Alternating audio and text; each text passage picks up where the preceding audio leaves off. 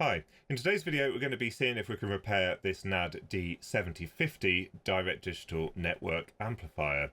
And this one I picked up a couple of months ago as for parts or not working, and the seller did actually upload a video showing that the amplifier itself was able to output sound to some speakers, but what apparently is the fault is that the front panel just doesn't work at all. There's no LED down here, there's a couple of rotary encoders, also the infrared remote control doesn't work. So although you're able to stream to it via Bluetooth, the rest of the unit doesn't seem to work. And when you give it a little shake, there is something moving around inside. So I'm not going to power this unit up before we take it apart, just in case it's something metallic and short something out. But this could be a very simple repair, or there could be a little bit more to it. Now, we looked at repairing a D3020 before Christmas. That was a smaller unit, probably about sort of this size instead. That one was rated at 30 watts and it had a classic preamplifier and then a Class D output stage. This one is a fully digital amplifier, so we only have digital inputs here, a couple of optical or coax inputs, USB, it can stream off the LAN and it can also stream via Bluetooth, but there's no analog signal chain in here whatsoever. It comes through, gets converted to SPDIF or I2S. There's probably a chip in here somewhere that does the switching, the multiplexing between the channels to switch between them, and then there's the Class D amplifier, and it's maintained digital through to the speaker post, and then actually it's only the speaker coils themselves that do the conversion from digital to analog. Now there are a couple of analog audio outputs here. These are from that DSP or whatever's the main chip in here. I think this is just intended for a subwoofer. It's not particularly high fidelity from what I've seen of measurements, so you wouldn't want to use this as a preamplifier. This is just to provide some additional auxiliary outputs. So I think the first thing to do is take it apart, and I did notice this has the soft touch type thing, and this is just starting to get a little bit tacky. It's fine on this side really, but at this side you can see there's loads of fingerprints where it's starting to just get a little bit tacky, so it might be worthwhile trying to see if we can clean this up with some isopropyl alcohol or maybe something a little bit stronger. But I think let's focus on the repair first of all. This video is sponsored by PCBWare, your one-stop shop for all things manufacturing and prototyping related.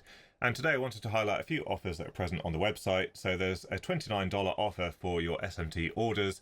This allows you to get your PCBs manufactured and components assembled onto the PCB, and included in that cost is free shipping and the cost of the stencil used for the assembly.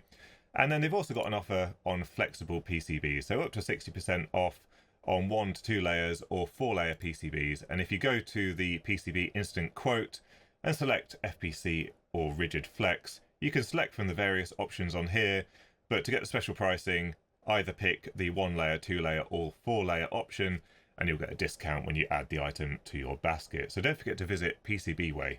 And with the cover off, you can see the general layout of the device is fairly straightforward. So we've got a power supply at the bottom, we've got the main amplifier board just here, we've got a daughter board at the back here just for some of the connectors that they couldn't fit on the main board. So it's got a couple of reset buttons as well as the analog outputs, for example. And then we've got a ribbon cable here, which is what goes to the front panel. So there's a front panel PCB here which has the OLED, and then the 2 rotary encoders also go to that PCB.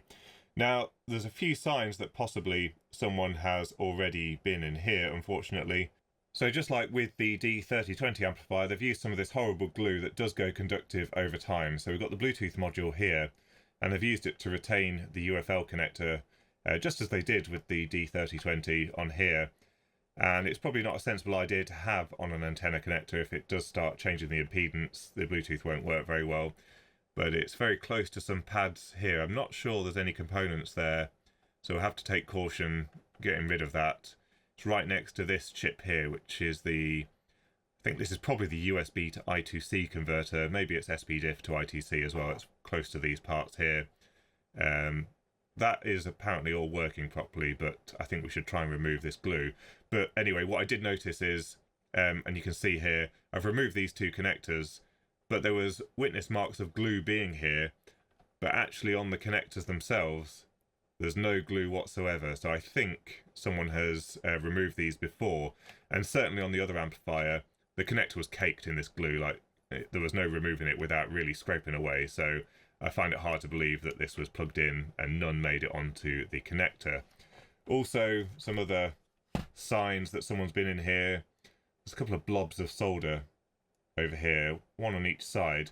So there's two Class D amplifier chains, and they're absolutely identical, and they're labelled up with exactly the same reference designators as well. This MOSFET over here looks like it's got a little bit warm. This part here has gone a bit blue, so certainly it's reached some high temperatures in the past. But there's a blob of solder in these places. Does that say L902? Have they bridged out a ferrite bead, possibly? I have to have a look in the service manual. I'm not 100% sure why. Maybe the output got shorted and those two blew up. I'm not 100% sure. Mostly everything looks all intact. I'm not seeing any bulging capacitors or anything like that. We've got the microchip MCU over here, a PIC24F. Everything looks in place here, but this will be what is driving the signals going to the front panel, and this is the front panel connector. And once again, you can see that the glue has been broken, so it was definitely over here and someone's been in before. So fortunately there's no glue really on any of the other parts. There's a bit of black glue around here, which I don't think was too conductive, but we'll test it. But yeah, I think mostly it all looks okay. And the amplifier was working except the front panel, so I think we should be concentrating our efforts there. And I have just seen there is a screw missing from the power supply over here, so someone's definitely been in there. This isn't a factory modification or anything like that. So let's have a look at the service manual. Looking at the main block diagram from the service manual, we've got the power supplies at the bottom right over here. Then we've got the main microcontroller, which is connected to the front panel PCB on the bottom left. Then above that, we've got the various input sections, so the digital inputs that then go to the Class D amplifier on the top right. Looking a little bit closer, we've got the power supply board over here, which is a standalone module.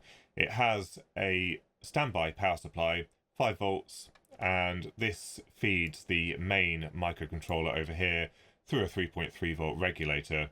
And it also feeds our front panel PCB, which is the PCB which apparently is not working. So that's something to bear in mind, that we do have power going into the main controller, but the front panel board doesn't seem to be working. And then it's the main controller which, through these signals over here, can power up the higher voltage power supply for the Class D amplifier. So we've got some power factor correction, giving you 400 volts DC. And then they've called it a high dynamic isolated DC converter. I think this is just fixed supply at 29 volts. Maybe they're calling it high dynamic because it's for high fidelity audio, but I don't think there's anything special about that power supply in particular. Then if we have a look a little bit further up on the schematic, you can see we've got the Bluetooth module that feeds into the direct digital amplifier part over here. We've got an SPDIF transceiver, so this takes the 4 SPDIF inputs from the coax and the optical, and then that feeds an I2S signal into the amplifier once again.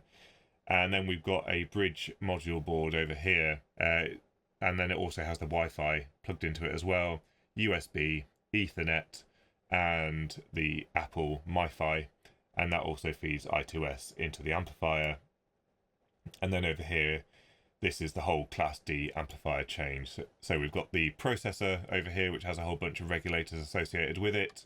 It outputs the PWM into the output stages, and then there's a feedback processor which actually looks at the output and allows the processor to modulate the output so that you get the correct feedback and get the waveforms that you expect. So this is the critical part that gives you the high fidelity audio from a Class D amplifier. It's quite straightforward to build a design where you just have the output directly, but the feedback is what allows it to correct for errors and give much higher fidelity.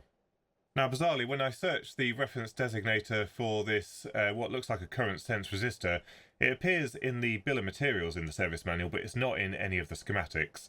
And also, the reference designator for these two inductors here does not appear at all in the service manual.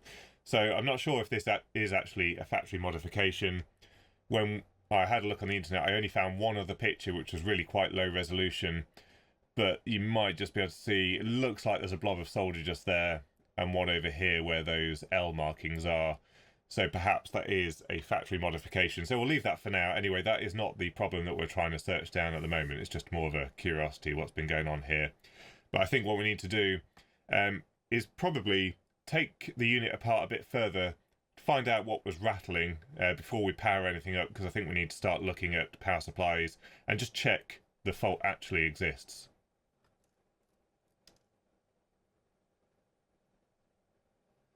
Well, the sound was coming from inside here, and actually just in shaking it now, a piece of plastic has dropped out. Okay.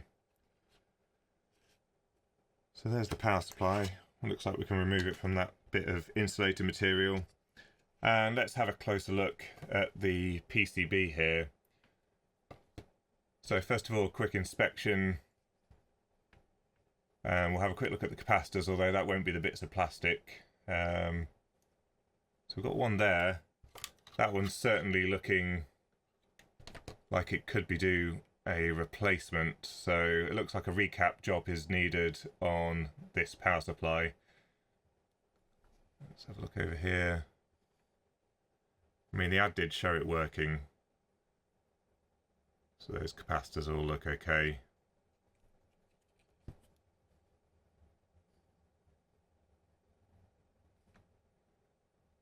Oh dear, and is that the flyback transformer? Ah, look at that.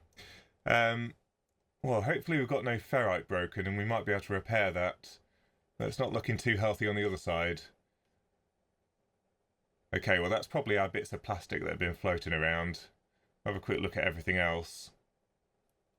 I think everything else looks okay. Certainly a capacitor or two needed, and we need to see if we can repair this transformer just here. Hopefully the ferrite isn't broken. We might be able to repair this. We might be able to glue it back down and simply just solder this back on, but we need to have a closer look and see what the extent of the damage is. That's a bit of a shame, but it's a good job we didn't power it up. Who knows what would have happened. So to my eyes, that looks like there is no damage to the ferrite material. You can see a bit of breakage down here, but that appears to be... Is that a bit of plastic around here? Yeah, that is the bobbin. So let's check the continuity here of this winding. But we might be in luck here. This side all seems to be intact. It's just raised off the PCB a little bit. But this looks like it happened during shipping to me, because they did show it working, and I think this is the main power transformer. So let's check continuity, and it looks like we might be able to just repair this bit just with a bit of soldering and a bit of glue. And yeah, we're getting something. It's quite tricky to get on this wire. Maybe we'll just double check with the LCR meter.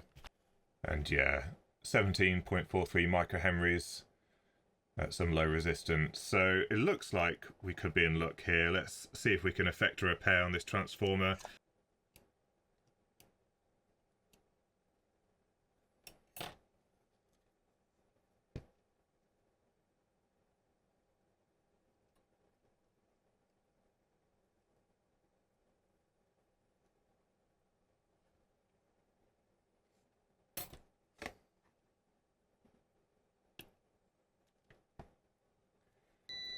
And yeah, we've got a beep, so we've got continuity there. So I think that all that remains here is, I think we're going to glue this transformer down. Now it looks like the silicone here just failed. It didn't glue it adequately, which is a shame. But I haven't got any hope of getting another transformer here. This is a custom part D7050. So I think I'm just going to use some epoxy, some araldite, to glue the transformer physically to the PCB, and hope that that doesn't come off again. I think with araldite it should hold it in nice and tightly. Right, so we'll leave that araldite set. I've basically just glued it between the PCB and the bobbin, and also the ferrite as well, but I've avoided the electrical connections so that we can still service those in the future. And I've just glued it to this film capacitor over here, which is very unlikely to fail. I've left this side unglued for now. We've got a Leyland capacitor on the 450 volt side. This could be due for a replacement. We need to check that. But while this is curing, I think we'll have a quick look at the schematic and see what that capacitor that's bulging feeds. Here's the power supply board, and we've got the main transformer that we just repaired up here. And I think it was either C203 or C204. This is the standby supply, and it looks like this capacitor C204 is the one that's bulgy. So that's the output capacitor for the 5 volt standby rail. And the main controller is fed from that, but it's fed through a linear 3.3 volt regulator, whereas the front panel board receives that 5 volt directly. So if that capacitor has failed and we're getting loads of noise, perhaps that's why the front panel PCB is not working. We obviously do need to check that board over, but let's have a look at the schematic for the front panel PCB. We've got the header that comes from the main board, and that has that 5 volt supply from the power supply as well as the 3.3 volt standby. So some stuff on here does run from the 3.3 volt standby, including the sensor, which can sense which way up the amplifier is, horizontal or vertical, so that it can rotate the OLED display. And it also feeds this. It hasn't got a part number. Oh yeah, it does, HCT244. So I think this is a buffer. And what we've got here is the signals coming from the rotary encoder, which is fed from the 5 volt supply, and that goes into here. So if we've got a noisy 5 volt supply, the rotary encoders won't be working. But also, that 5 volt supply feeds the OLED boost converter. So that may not be working properly, which would mean that the OLED doesn't display anything on the screen there. So let's wait for the glue to cure, replace this capacitor, and it might make sense to replace a few of the others if they're looking like they're end of life as well. Now, I do actually have a desolder gun, but I often find it's a lot easier just to use a wide tip and heat both pins at once, and that usually does a pretty good job of desoldering the part without needing to set up the air compressor and all of that kind of stuff. So we'll just remove some of these capacitors here. I think there's still some elastic on that one.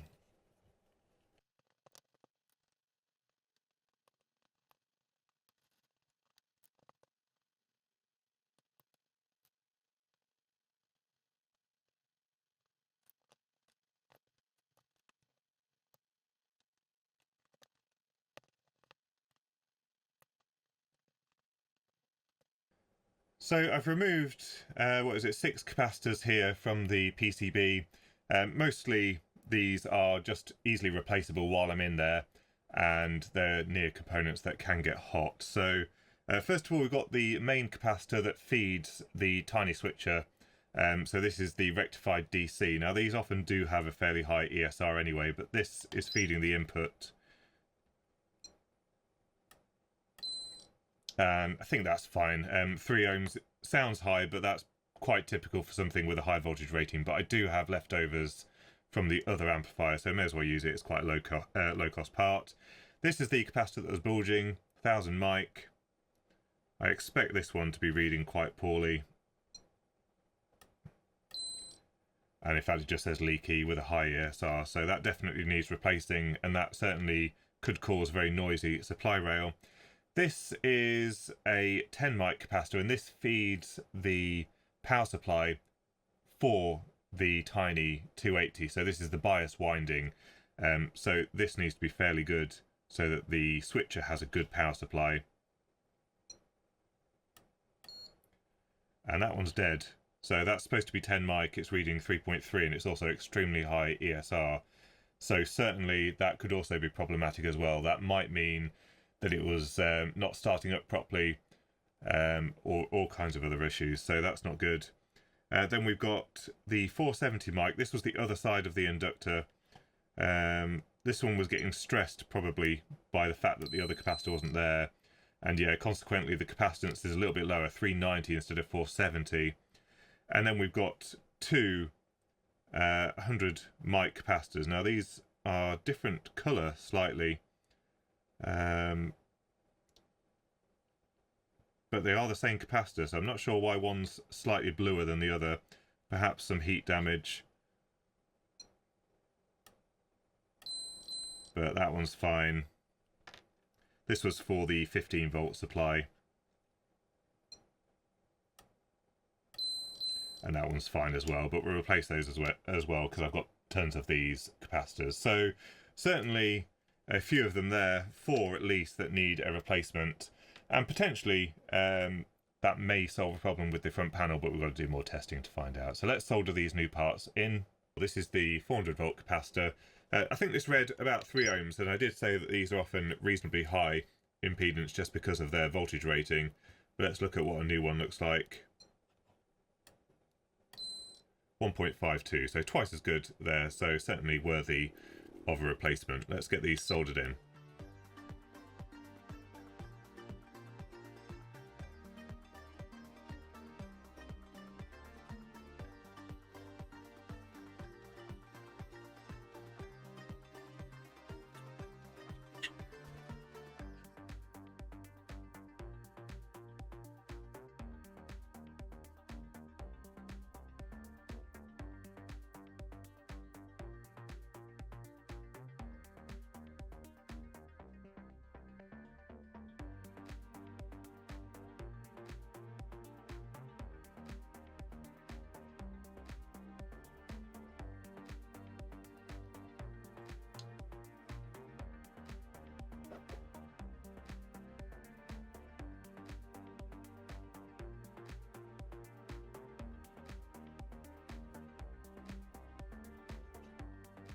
I've had another look over the PCB and I don't see anything else to be concerned about at this stage. Don't forget, we haven't actually confirmed whether this is a power supply fault or not.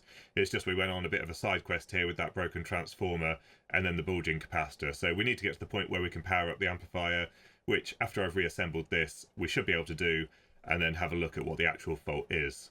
Before we power anything up, I do quickly just want to test these output MOSFETs. As I said, that one looked like it had heated up quite a bit, so let's just quickly check that they haven't gone short or anything like that and that we're going to damage the power supply. So let's just check that. Oh, the probe's the wrong way around. We've got two identical channels here, so we can compare directly. So 1.57 and 0.475, and we should get the same readings over here, which we do, and then switch the probes around for the lower switch, 1.57, 0.5, 1.57, and 0.5. So output transistors are all okay. Let's power this up and have a look. The power supply is now back in the case, and we've got a power meter, then an isolation transformer, and then we've got the amplifier itself, but the amplifier isn't switched on at the plug here. So let's turn it on and see what happens.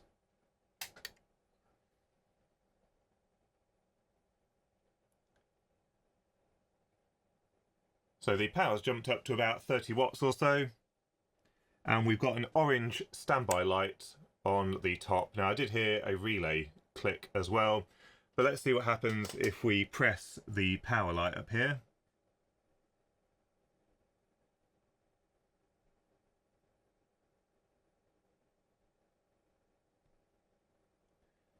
And nothing seems to be happening there. It seems to be remaining orange.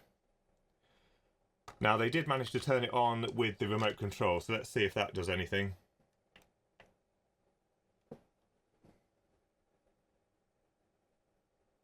I've just tipped it on its side so you can see what's going on. So we've got a power LED just here, and also this is a touch sensitive switch, a capacitive switch.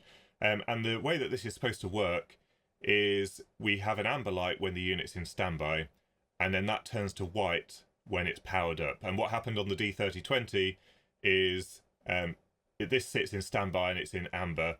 You press it once and it starts blinking until all of the rails are stabilised and the DC offset's been removed from the terminals, and then it goes solid white. However, the touchpad doesn't seem to do anything. It did trigger once, but if we use the remote control, when we press the on button, that amber light turns off, so possibly the white LED has burnt out exactly as it did do with the D3020. If we press off again, then the amber light comes back on. Now, from the service manual, what actually should be happening is when we turn it on, then there's a relay on the main power supply that should click in, and then that supplies the power to the amplifier. Now, I heard that relay click in when the unit first powered up, so I think the amplifier is powered up the whole time, and that power consumption of 27 watts does suggest that the Class D amplifier is powered up. So let's have a look at the PCB and see if we can see what's going on. The unit's powered up by mains, but the orange light is on, saying it should be in standby. So let's have a quick look and see if we actually have voltages on the PCB. So what I'm going to probe is the output transistors on the Class D amplifier, PRV and NRV. These should be at 0 while the unit's in standby. So we can pick a ground point. I think we've got one handily just here. And if we probe on the output transistors. This should be the upper, and yeah, that's reading 28 volts. This should be the lower side, and that is reading minus 28 volts. So certainly the Class D amplifier is fully powered up, and for some reason the microcontroller up here is commanding the power supply on, or there's a fault with the bit of circuitry in the power supply that controls the switching on and off of the higher voltage power supply. Here's the schematic for the power supply. So this is the standby power supply, and we should double check, but I think we've got the 5-volt rail perfectly fine on the output here. And this is the connector that goes off to the main PCB, and that has the standby signal, ground, and the 5.6 volts here. And there is an open collector transistor on the main board, which we'll look at in just a moment, that connects to this STB line, and that allows this optocoupler to turn on or off. So when the standby line is pulled down to ground, this LED is turned on, turns on the optocoupler, and then ultimately it turns on this relay here, which then powers on the high power and high voltage supply for the amplifier. So our connector from the power supply is down in this bottom corner here. It's the yellow wire that we should be looking at. So we'll put the probe onto there. It's currently reading 0 because the unit's turned off at the mains, but pay attention to the multimeter and we'll turn it on. And for a moment there, it read a voltage other than 0, and then it's sitting at 0 the whole time. And if you listen closely, you might just hear this relay here just click in just there. That's the loudspeaker protection. So the whole thing's powered up properly now. But we did see for a moment there, it was briefly not 0 while the system was powering up. So I turned it on again there, and you saw it up at 5 volts and then back down to 0. So certainly the transistor is being commanded on for some reason. Let's see if we can find that transistor and see what's happening at the base of it. That standby signal comes from a signal called 30V_on. And if we look where that comes from, it actually comes from a pair of shift registers. So it looks like they're doing sort of GPIO expansion from this pair of 74HC595s. So we're looking at U1017, and we're looking at the Q0 output from here. So let's see if we can find that on the PCB. And it's sitting just down here underneath the Wi-Fi chipset over here. And this is the pin that we need to probe. So you won't be able to see it, but I'm going to put my multimeter probe on here and see if we're still getting that signal being pulled low. We've got the probe on that pin now. So I'm going to turn it on at the mains and see what happens. So we'll turn it on. And straight up to 3 volts. We've got this little pull-down network here, 1K resistor with a 4.7 mic capacitor in parallel on the base of that internally biased transistor. But our signal's coming in from this line here, up at 3.3 volts, turning this transistor on and pulling this line low.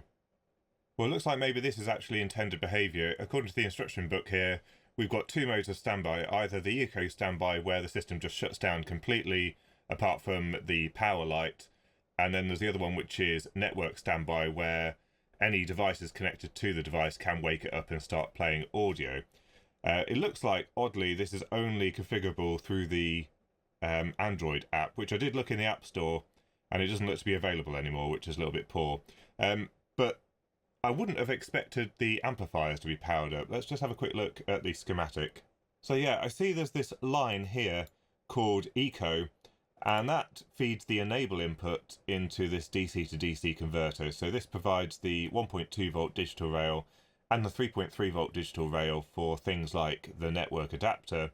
And this is all derived from this rail here, 5V6D. And we see that appearing here as the output of this DC to DC converter. And the input for this is PRV. And that is actually the high voltage supply that also supplies the Class D amplifiers. So it looks like, bizarrely, to enable the network wake up, they actually end up powering the entire amplifier on, and standby is not actually doing anything at all in this particular instance.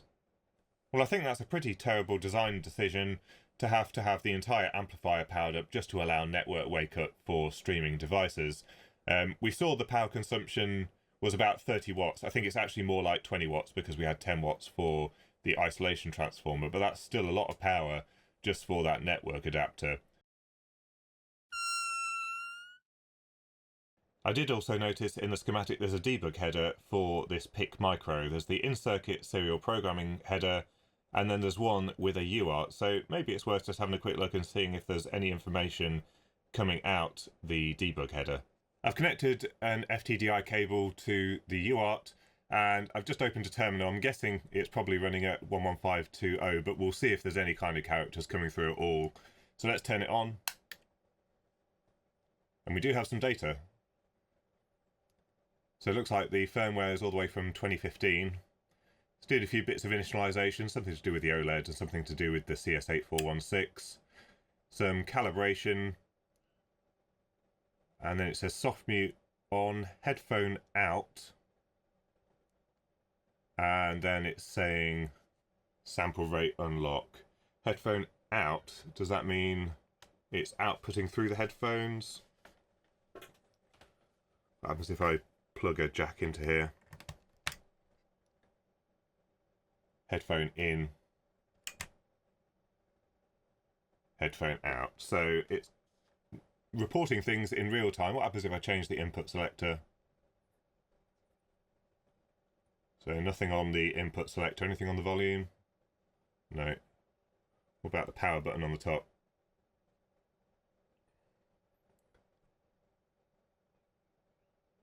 Oh, it gave some information there. Volume 92. What happens if I turn the volume now? No, nothing there. Nothing on the input. Crossover frequency, IR channel, debug, and signal off. So it certainly looks like the microcontroller's alive. I think the next thing to do is just confirm that we can actually get audio out of the device, and that the fault now is just to do with the front panel. I've got some audio playing, and it should be coming through this optical cable here into optical input 1. However, the problem is at the moment I can't change the input with the knob because the front panel isn't working. But I did manage to find an old APK of the app to control this amplifier. Unfortunately, NAD just have left it, so I don't think it's been updated since 2019, and consequently it's not suitable for the latest version of Android. It's not on the Google Play Store. So I've loaded it onto my old phone. But it does appear on here. You can see it says D7050 AP, and if we click on there, you can see we do have some control. It says Bluetooth, and I think what we want to do is set this to optical 1.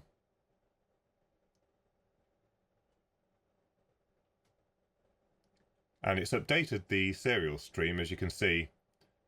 So it's actually saying soft mute on. It's picked up the sample rate 44.1K, and then soft mute off. So it should technically be playing. However, I don't hear anything at the moment. Right, so I just had to tweak something on my PC. In fact, it wasn't putting audio out the optical cable properly. And I can hear music. Let me see if we can turn it up.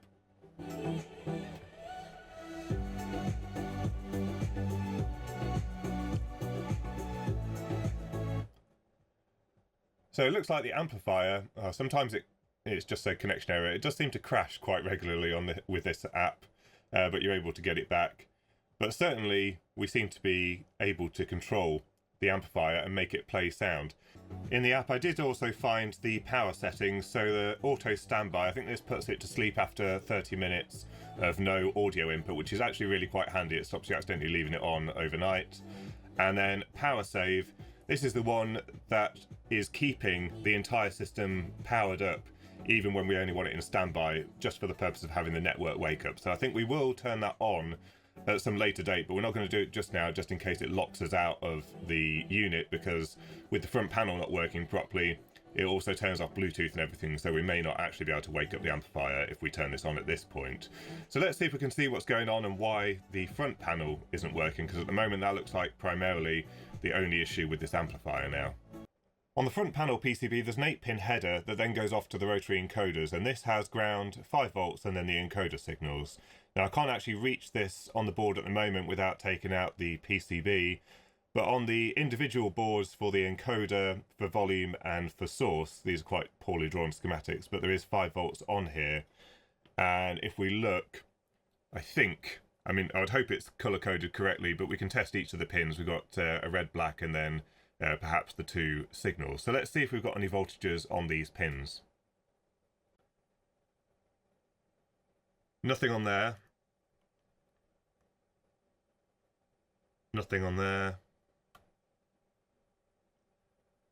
Nothing on there. And nothing on there. They all seem to read the same 1.2 millivolts. It settles as soon as I make contact, which says they're all connected to ground. Let's have another look here. No, same story on this header as well. Here's the front panel PCB, and it certainly looks like there's been some rework or something in this area here. There's a bit of extra solder on this capacitor. Possibly a bit of crustiness around, possibly what looks like a diode. There's that bit of heating that's going on. Not sure what we've got going on here. Let's see if we can remove this bit of tape. Oh, it looks like something's been getting a bit warm down here. This is presumably the DC to DC for the OLED. And you can see it's melted the plastic a bit there. That inductor's got very hot. So certainly there appears to be an issue in this area. Let's see if we can unclip the OLED. Right, so that's certainly the problem with the OLED. The DC to DC converter's gone up, which means it's not getting its supply voltage for the pixels. I'm not sure if that means there's a fault with the OLED or whether just something else was wrong on this PCB. Here's the DC to DC converter that's powering the OLED, and certainly L501 and D504 are burnt up. I would also suspect the DC to DC converter chip as well. Now, what would cause that? Possibly an overcurrent situation, so I'm not sure if the OLED is faulty as well. What we might be able to do is remove L501 and inject power externally into the 15-volt rail and then see if the OLED works. But this is powered by the 5-volt rail P5V, which is also the same rail that is supplying the encoders, and apparently that is dead at the moment. Now, I don't see any series components on this schematic here. This is also P5V here. Now, that catastrophic failure of the DC to DC converter on the display board seems to have interrupted power to the encoders, and if we have a look on the main board, you can see there's actually a ferrite bead on the 5-volt supply into those pins. So let's check whether that ferrite bead has blown on the main PCB. And no, we've got no continuity there. If we check this side to the connector, you can hear it beep. So that ferrite bead needs to be replaced as well, and that should restore power. Well, that's definitely some damage on the Flexi to the OLED, so I think something's shorted out internally. We do need to have a look for a replacement OLED. Hopefully that won't be too hard to find. So isopropyl alcohol didn't really clean up some of this, and it looks like there's potentially a burnt track at the bottom there. But let's use the Metcal to remove some of these components, and then we can have a look at the state of the board.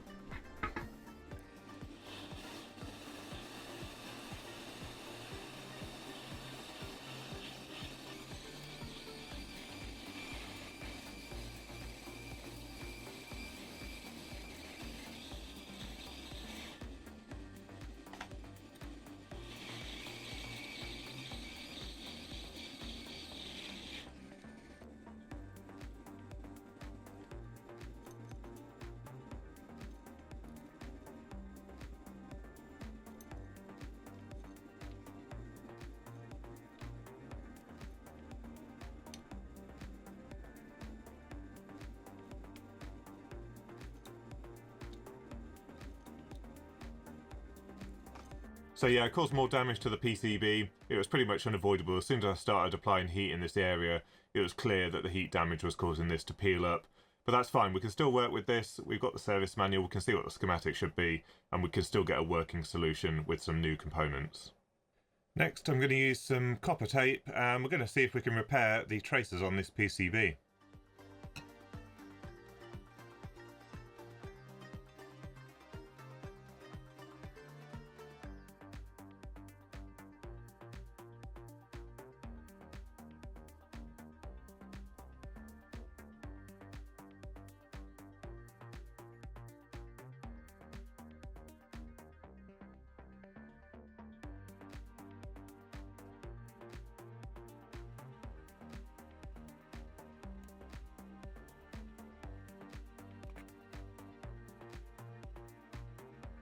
So I've done a quick continuity check and everything seems to check out over here.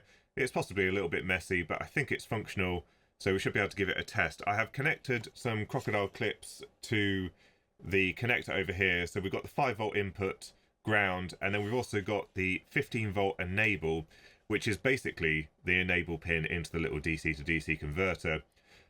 So we should be able to power this up now and see if we get an output. So we should have 5 volts going in now. It's drawing about 18 milliamps. So yeah, there's our 5 volts. And our output capacitors are over here. And there we go, we've got 15.23 volts, 15.35. So certainly the boost converter seems to be working now. What I've got to do now is replace the OLED, because that OLED that was in there before is certainly broken. So I'm just looking at replacing the OLED now, because this one's the one that's burnt up, and I really should have paid a lot more attention to the part number for this device. I thought I had a replacement here in my collection already, but after a lot of digging, it was really difficult to find a datasheet for this part. I did manage to find one on some random Chinese website buried deep in the internet, and it looks like this one has an SSD 1355 controller. And from looking at all of the distributors, AliExpress, everything, I am unable to find a replacement OLED with the SSD 1355 controller. It's an RGB OLED, 128 by 128 pixels, but they're actually using it to display just white monochrome. I'm not sure if the RGB gets you better longevity on the display or something like that. I'm not sure the decision as to that rather than a monochrome display. But the SSD 1355 looked like it kind of went obsolete in 2010 in this display format. The one that I've got is an SSD 1351, and I did think these were the same. I just cursory read the back here, 2828 GDAD, and we see that same number there, but I think that must be referring to the OLED glass rather than anything else. And if you look, it's got a different number of pins, but also the initialization commands are slightly different, which means that I'm not going to be able to directly replace the OLED, which means some hackery is going to have to go on here. Unfortunately, I think this is going to be out of scope for this particular video. Either I have to relay out the front panel PCB and put a intermediary microcontroller on this board. It's just using the SPI interface on here, so I don't think it'd be too onerous, but basically it needs a little microcontroller that does the initialization slightly different and then passes through the display commands. I think that's what I'm going to have to do. So the option is relay out this whole PCB, or maybe just intercept the SPI lines on this ribbon cable and have a little board that sits between the two PCBs. So yeah, slightly unfortunate there. I've gone to all this trouble of redoing the DC to DC converter, and we're not going to be able to use it probably. Well, this thing really wasn't designed for repair, and I'm not convinced it was designed all that well in general.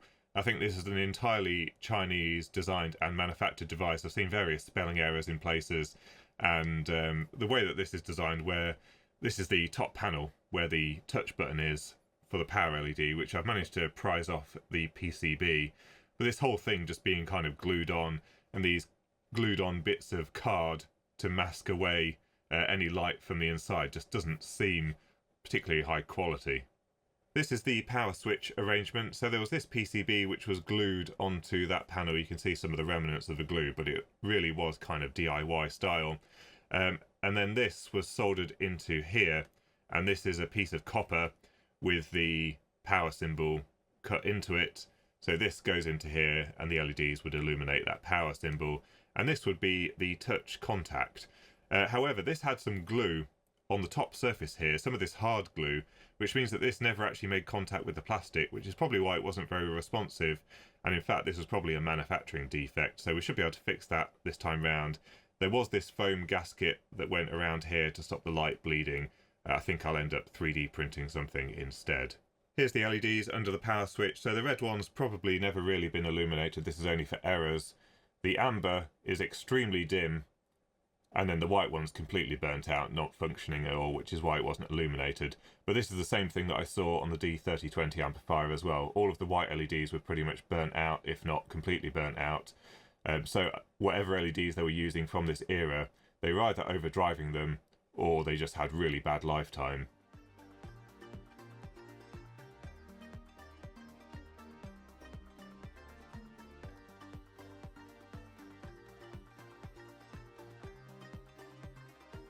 Now the power PCB did have a piece of foam around the LEDs to stop the light bleeding out. Instead I've just 3D printed something because this foam got disintegrated when I was cutting it away from the front panel. Now this is printed with some rainbow filament, but actually it still shows a good white colour through here. So this is going to sit on there to stop the light bleeding out, and it's also quite shiny, which works well. And then we can solder the touch button back in place.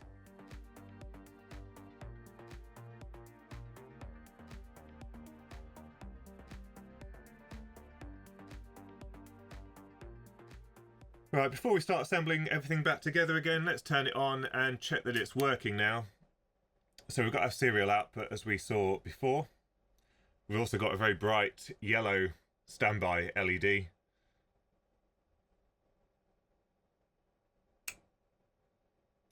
We hear various clicking. So that appears to be working. Now, if I put my finger near the touch pads over here, that certainly turns white. And we also have things happening on the serial output. Let's see if the volume control works. Yep, so it's going up and down with the volume knob. And the input selector, let's see if we can change that. Yeah, so every time we twist the knob there. Yeah, so that all seems to be working properly. Let's double check that we've still got the infrared control as well. We'll just have to tip the PCB up slightly, but we should be able to change the volume using the remote control, which we can.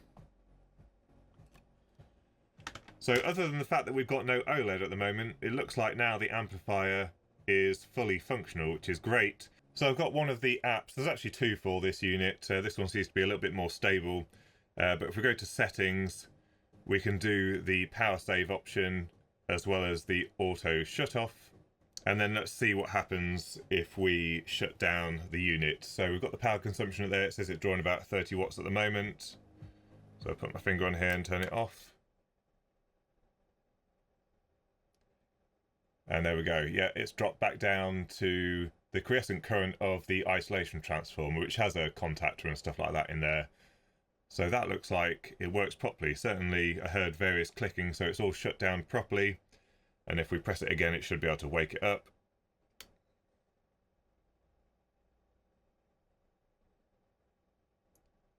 And then the loudspeaker protection should kick in a moment.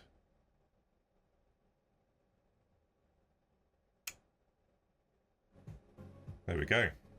Everything's all back in place, and we'll give it a test in just a moment. I'm not going to put the back cover or the top on just yet, because I think very shortly I'm going to be taking this front panel PCB back out and attaching some leads to the data lines for the OLED, and then we'll start having a look at the data that's coming through and work out how we're going to intercept those and send that to the new display. I did end up cleaning up the side panels to remove the soft touch material. IPA wasn't really touching it, so I ended up having to use some acetone, which after a little bit of scrubbing managed to get all of that soft touch material off. So we've got a nice plastic, hard plastic side panel now. And we'll just power this up one more time to check that it's all working. Now the amber LED that I used here is a phosphor based amber LED, which is significantly brighter than the traditional style yellow or orange. I wasn't sure if it was going to be too bright, but this actually looks absolutely perfect. You can see that really nice and clearly, even with loads of light on in here. And now that we've got the touch button right up against the plastic, we've got a good action here. So it was obviously faulty from factory, but that works really nicely. We've got a nice bright white LED here. And after the loudspeaker protection closes the relay, we should get audio. And the front panel buttons work properly. If we hold down the button on the top, that shuts the unit off, and we should also be able to turn the thing on and off with the remote control, which we can. So that all seems to be working properly. So the only thing remaining really is to try and get the OLED working, but as it stands at the moment, it's a fully functional amplifier. We just can't see which input is being selected. And I can't wait to get this one working, and I can use this in one of the other rooms in the house. So I hope you found the video useful and informative. If you've got any thoughts or comments, don't forget to leave them in the comments section down below. I know it was quite a long video, but there was a lot to explore in here. If you enjoyed this type of video, don't forget to give it a thumbs up. And until next time, thanks for watching.